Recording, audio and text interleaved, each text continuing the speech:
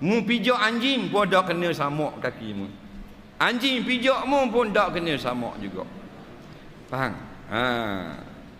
Bilakah kita kena basuh 7 kali yang Nabi kata faghsiluhu sab'a? Dengar molek-molek. Apabila ada najis anjing lekat pada badan kita atau pakaian, baru kita kena basuh 7 kali.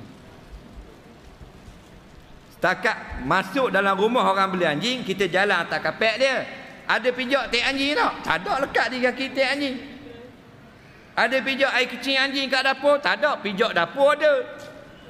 Lain kita keluar pada rumah dia, tek anjing ada 6 kilo di kaki. Tu lain. Atau kita sapa dekat dapur dia, prek basah. Air benda ni Tuan Omar kata air kecing anjing. Tu lain. Faham? Baru wajib basuh. Selagi tidak ada pijak najis, selagi tidak ada apa-apa daripada babi lekat di kaki kita, tidak wajib basuh apa-apa. Anjing langgar kita tak wajib basuh.